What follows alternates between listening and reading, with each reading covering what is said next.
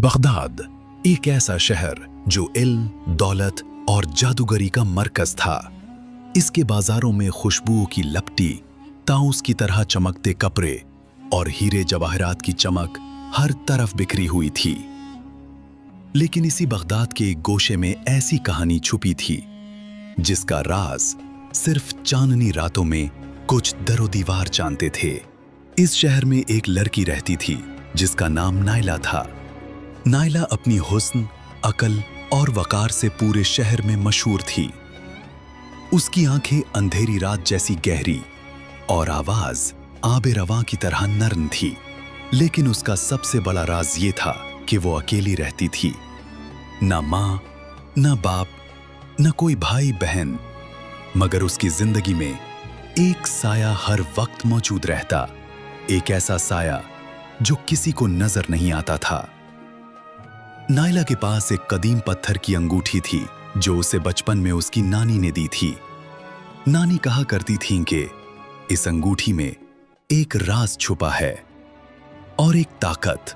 लेकिन याद रखना, ये ताकत सिर्फ दिल के सच्चे और नीयत के पाक लोगों के लिए है।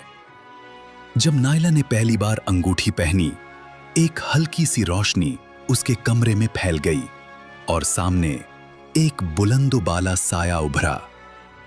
सलाम हो मेरी मालकिन, वो बोला। नायला कांप गई, लेकिन हैरतजदा नजरों से उसे तकती रही। सामने एक जिन खड़ा था, सुर्ख आंखें, काले बाल और लंबी कद। लेकिन उसकी आवाज में अजीब सी नरमी थी। मैं ताहिर हूं, सदियों से कैद इस अंगूठी में, और अब तुम्हारा गुलाम। काहिर जिन नायला का मुकम्मल ताबेदार बन गया।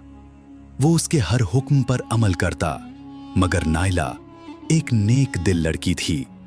उसने काहिर को कभी गलत काम के लिए नहीं कहा। मगर जब शहर में एक के बाद एक अमीर शख्स पुरस्रार हालात में गायब होने लगा तो बगदाद में खलबली मच गई। नायला ने काहिर से पूछा, ये सब क्या हो रहा है? काहिर ने गहरी आवाज में कहा, यह किसी और जिन की कारस्तानी है। कोई पुराना और खतरनाक जिन जो इंसानों को गुलाम बना रहा है। काहिर ने बताया कि शहर के कदीम कुतुबखाने में एक ऐसी किताब है जिसमें जिन्नात की दुनिया के तमाम राज लिखे हैं, और शायद वो किताब उन्हें इस दुश्मन जिन तक ले जाए। नायला और काहिर रात के अंधेरे में चुपके से कुतुबखाने पहुंचे। वो कुतुबखाना जो कभी खलीफा हारून रशीद की जागीर था, अब मिट्टी, मकड़ी के जालों और खामोशी का घर था। वहां एक पत्थर के पीछे छुपी हुई किताब मिली, सिहरुल जिन व राजुल मख्फी। किताब को छूते ही नायला के जिस्म में बिजली दौड़ गई। अल्फाज खुद ब खुद बोलने लगे। अगर तुम सच्चाई की तलाश में हो तो तुम्हें कुर्बानी देनी होगी। खतरनाक सौदा किताब ने रहनुमाई की। दुश्मन जिन का नाम शाकिरुज़्ज़ुरका था और वो बगदाद के नीचे गहराइयों में पुराने हम्माम के नीचे छुपी दुनिया में कैद था। मगर अब वो आजाद हो चुका था और शहर के बासर लोगों की रूहें चुराकर ताकत हासिल कर रहा था। नायला ने काहिर को हुक्म दिया कि वो उसे शाकिर के पास ले जाए। काहिर ने घबराते हुए कहा, मेरी मालकिन, वो जिन मेरे आका हुआ करते थे। मैं उनकी गुलामी से आजाद होकर आपके पास आया हूं। अगर वो जान गए कि मैं जिंदा हूं, वो मुझे मार डालेंगे। नायला ने कहा, फिर भी हमें जाना होगा। ये शहर अब हमारे साए में जल रहा है। काहिर और नायला बगदाद के सबसे पुराने हम्माम में दाखिल हुए। नीचे उतरते उतरते जंजीरों की आवाजें, चीखें और सरगोशियां सुनाई देने लगीं। एक तारीक दरवाजा सामने आया जिस पर खून से नक्श निगार बने थे। ये दरवाजा सिर्फ खून की कुर्बानी से खुलता है, काहिर ने कहा। नायला ने अपनी उंगली काटकर दरवाजे पर छिड़क दी। दरवाजा चीख के साथ खुल गया और एक गर्म सुर्ख रोशनी उन पर छा गई।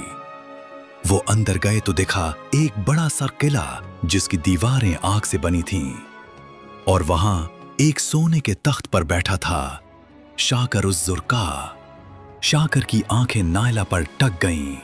तो ये है वो लड़की जिसने मेरे गुलाम को छीना। काहिर ने गुस्से से कहा, अब मैं तुम्हारा गुलाम नहीं शाकिर, अब मैं नायला की हिफाजत के लिए अपनी जान भी दे सकता हूं। शाकिर हंसा और आसमान से आग बरसने लगी। एक जबरदस्त जंग शुरू हो गई। काहिर और शाकिर की टक्कर ऐसी थी जैसे दो पहाड़ आपस में टकरा रहे हों। बगदाद की जमीन लरजने लगी। आसमान पर बादलों की गरज गूंजने लगी। नायला ने किताब निकाली और उसका आखिरी तिलिस्म पढ़ा। या रब्बिल जिन अज़हिर अदलक। किताब की रोशनी ने शाकिर को पकड़ लिया। उसकी चीखें आसमान को चीरने लगीं और आखिरकार वो किले समेत जमीन में दफन हो गया। जंग के बाद नायला जख्मी हालत में काहिर के बाजुओं में गिर गई। काहिर ने आहिस्ता से कहा, तुमने न सिर्फ बगदाद को बचाया बल्कि मुझे भी आजादी दी। अब मेरा वक्त मुकम्मल हो चुका, मुझे वापस जाना होगा। नायला की आंखों में आंसू थे। क्या तुम वापस आओगे? काहिर ने मुस्कुराकर कहा, अगर तुम मुझे याद रखोगी तो शायद किसी चांदनी रात मैं फिर आऊं। और वो धुएं में बदलकर फजा में बुलंद हो गया। नायला वापस अपने घर आई। अब वो पहले जैसी नहीं रही थी। अब वो बगदाद के सबसे बड़े मदरसे की मौल्लिमा बन चुकी थी और उसे हकीमा बगदाद कहा जाने लगा। मगर आज भी हर चांदनी रात वो छत पर बैठती और आसमान की तरफ देखकर खामोशी से काहिर को याद करती कि कहीं किसी गोशे में वो अब भी उसकी मुहाफिजत कर रहा हो।